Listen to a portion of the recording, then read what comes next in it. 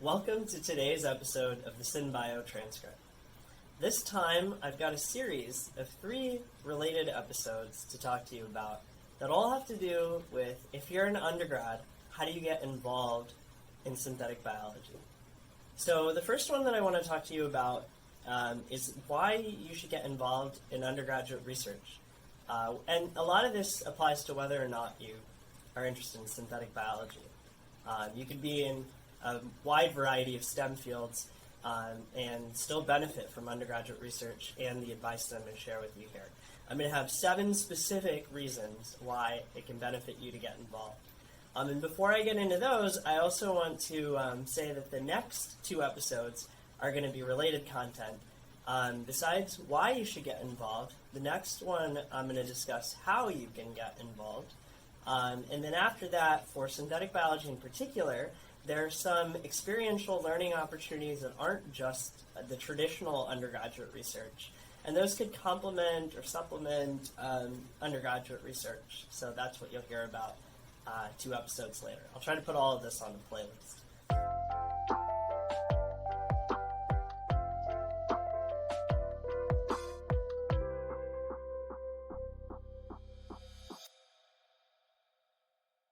So let's start with, why should you, as an undergrad, or maybe aspiring undergrad, do undergraduate research?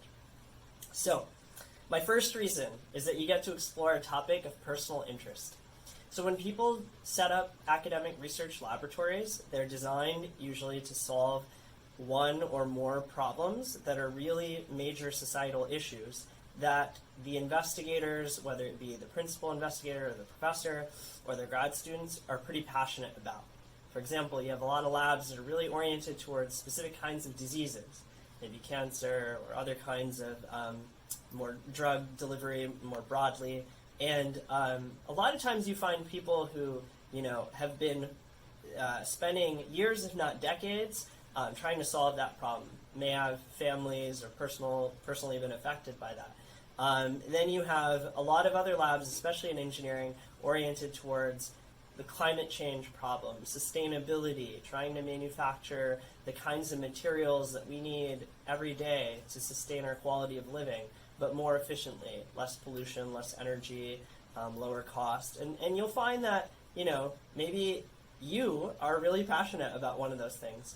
And if you're not yet, if you're not sure what you're passionate about, having these conversations and starting to dip your feet into undergrad research can help you understand and maybe reinforce or discover a passion.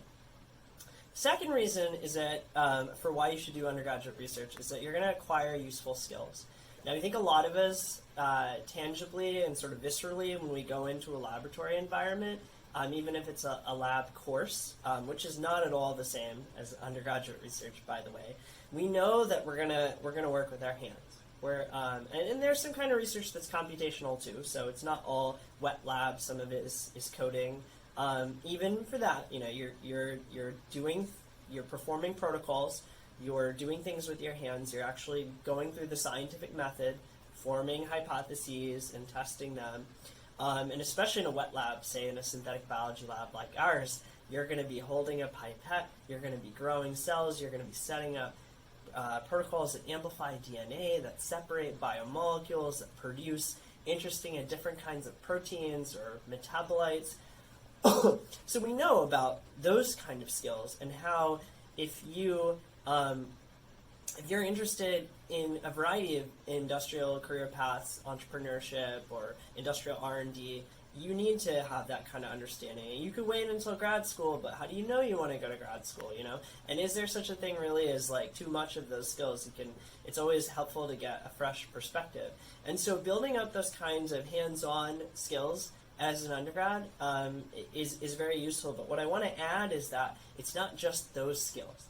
It's also the generalizable and transferable skills of, this is how I think as a scientist and break down a problem. This is the logic and reasoning that I'm going to use in my experimental design and in testing and analyzing and interpreting this result. This is the suite, the plethora of data visualization tools that I'm going to use. This is the statistics that I'm going to learn and this is the soft skills, the oral and written communication that I'm going to practice in a technical manner to both, subject matter experts as well as other audiences that may be less familiar with my work. I'm going to get maybe some exposure to making figures and artwork, like for a poster or a paper, and so those are lots of great skills to have under your belt. My third reason for why you should consider undergraduate research is that you could potentially contribute towards uncovering new knowledge. Research is meant to be at the frontier of human knowledge, and that frontier is always a moving target. But in these research settings, you find out where that frontier is, and you chip away at it. Whether you're a graduate student or an undergrad, you help test something that is a theory about how something may work, a natural phenomenon, or you help build and design something synthetic, especially in synthetic biology, to either learn how something natural works about our world or to create a system that may be better. But in doing so, you both create that thing and learn about how the natural equivalent or what already existed works. So you are both, to sort of restate that, you may be creating a new technology that achieves this particular objective, but in doing so, you will learn a lot of basic information about how that process or system works. And all of that is really new and interesting when you think about, as an undergraduate, all those facts that are presented to you in textbooks, all those equations or theories. Those were determined largely by, in academic settings, not always, but most of the time, by investigators through theory and experimentation, and controlled experimentation, peer-reviewed publication. That's how that information became canon. And so, as an undergrad researcher, you are a piece of a large puzzle, right? You may consider yourself a cog in a machine. Hopefully, you are not just out there washing glassware. If you are getting trained and helping a graduate student perform some kind of experiments, you are contributing towards uncovering that new knowledge. And you may get, through your own hands, through your own data, a finding that has pretty broad consequences.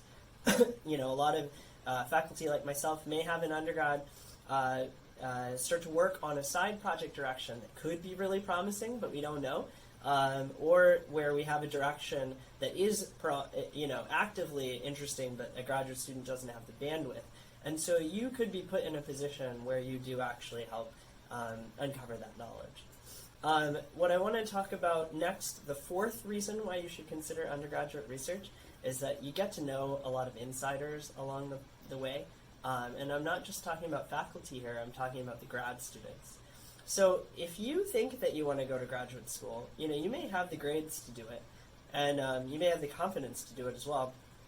It never hurts to get to know more graduate students, especially in that area, but maybe in other settings, other kinds of labs as well. Hear about, well, did you know, for example, that I am getting paid as a grad student? Like, some degree programs, like an undergraduate degree, you pay for. But in graduate school, for most STEM fields, you are receiving a stipend. And that's just one of many facts that, it benefits to do undergrad research or be in an environment where grad students hear about, about how much are they getting paid, what kind of living arrangements might they have, what's their schedule like in the lab, what really happens in grad school, how many classes do they take, how much do they work. And something I think is really important here is to know that there's a lot of variability. So you have to talk to many people. You might get paired up with one grad student. That's an N equals 1. A good scientist would test that with a larger sample size, and if you're just sampling in one lab, you're getting a perspective about that lab that may not be true of graduate school in general. So the hope is that once you start to get to know grad students and know what to ask about, through the grad students or your own experiences, you'll have more conversations, find out more things. This is especially useful when you're a senior or rising senior for how you might write your grad school applications, a fellowship, what to do during grad school visits, which schools to even apply to. These are all great topics to chat with grad students as well as your faculty member about. Okay, the fifth reason why you should, really consider undergraduate research is that you're going to have this resume if you're going to industry, or CV if you're going to academia, to graduate school. And you can add sections to that, material about posters, presentations, or manuscripts or papers, publications as we call them, to your CV. And a publication, for example, will have many authors. As an undergrad, you usually have an opportunity to be a co-author, maybe a second or third or middle author. In rare cases, if you've been doing it for a while, if you're really proactive and you get into a research lab as a freshman, maybe you can even be a first author. In some other fields, especially those that are more computationally oriented, you might be able to be a first author on a paper, even with a later kind of start.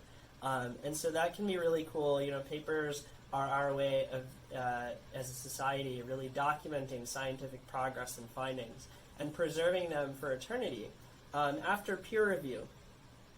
So others can then generally access them without too many barriers and build upon that science, since we're all standing on the shoulders of giants. So to be able to show that you have a paper or poster, that's a great way of saying, hey, whatever audience you are, grad school admissions, company, check out my work. Like, you don't just have to take my word for it. Look at what I've done. You can go read about it. You can see it. It's out there on the internet. And I just think that helps. One of the things I love about academia is that a lot of the work that we do is really visible. Unfortunately, when we're at the bench day to day, getting towards the scientific findings, it's not very visible. But once we have scientific findings and we publish or present them, it's very easy to see. It's documented. The methods, the results, the significance, all of that. And so that can be cool. So the sixth reason that I want to give you for why you should consider undergraduate research is you'll get a recommendation letter from another professor, or a better one from an existing professor. I want to speak for a moment about letters of recommendation. You might need one for a job, or maybe you just list your references. I have gotten a phone call before from an undergrad seeking an internship or full-time offer. It does happen. I think industry tends to maybe look at letters less for undergrads. But if you're applying to grad school, you need typically 3 letters of recommendation from 3 different professors. So where do you get those 3 from? You could pick 3 people who taught you a class. Now, the challenge about that is all of those letters, the first challenge is all of those letters might sound the same. And they can't really speak to your, to characteristics or qualities about you outside of, your ability to take tests and what grades you got. Now, the second is that there's like a narrative about what skills that you have and what you've gained and what work you did for someone that also is missing from that kind of letter. So I want to take a moment actually just to build on those remarks about letters of recommendation and how faculty think about them. So if you were to approach me, if you had me for a class and you said, hey, I want a letter of recommendation from you, I would say, great, okay, I'll do it, because I wouldn't say no about a situation like that. Unless someone's gotten a C or below in my course. If they've gotten a C or below, I would probably tell them, I'm not sure you want a letter from me. Now, if they've gotten a B or a low A, I have to think about, what's the context here. I'm going to write in a letter, I know this student, I had them for a class, they got this grade, or, It's one thing for me to say that if they were at the top of the class. It's also another thing for me to say that if they, sat in the front row, if they spoke up in class, asked questions, came to office hours, if I actually got to know them, right?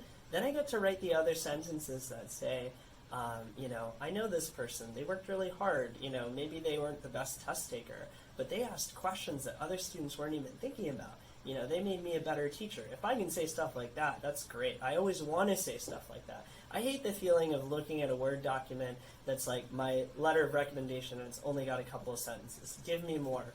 I had a professor when I was a freshman. I was a freshman in college and had a scholarship that needed a letter for renewal. And as a freshman, I didn't know anything, so I went up to my physics professor and said, can you write this letter for me? And he said, yeah, sure, but like, I don't know you. So he was very blunt, and I appreciate that, especially in the long run. He said, if you really want a good letter from me or anyone else, here's the things you got to do. So I just listed some of those, speak up, get to know your faculty. But that's still all just about how you are in the classroom.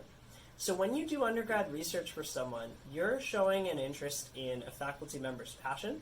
You are then pairing up with the grad student who can really see can comment on things like, oh, this person is really meticulous in taking notes and listening.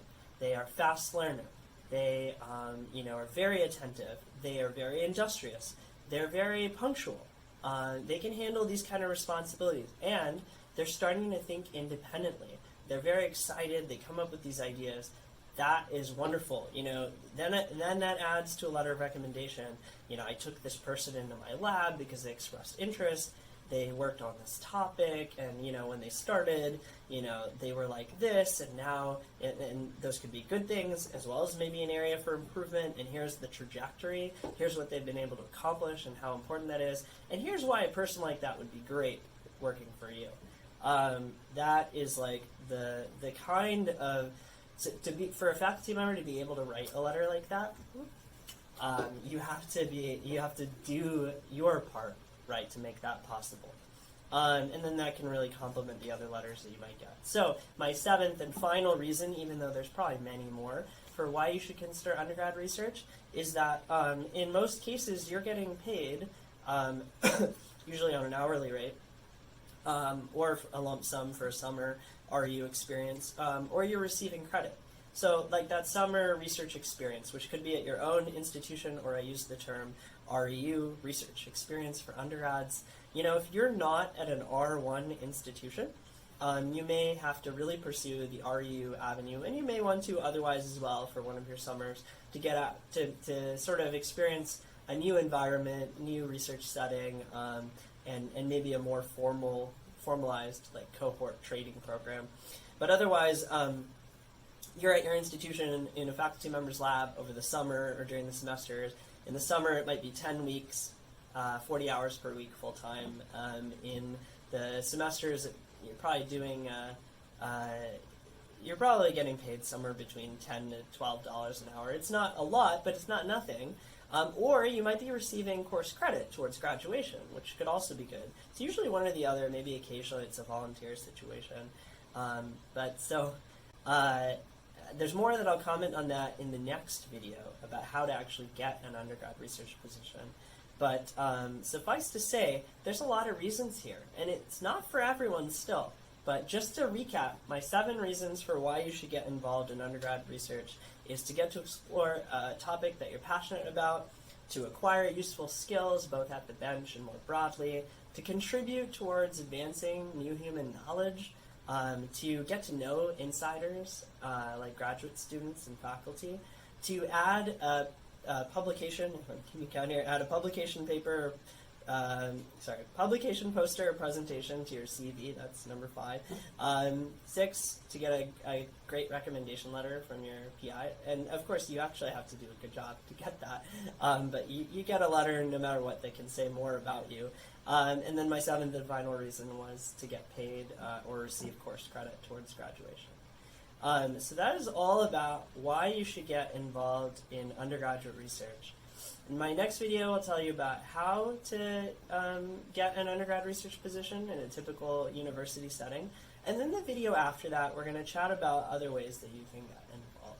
So be sure to check out the next videos if you like this. And please spread the word, because I know a lot of undergrads do want or are thinking about undergraduate research, grad school, and don't really know how to get started. So hopefully this helps you.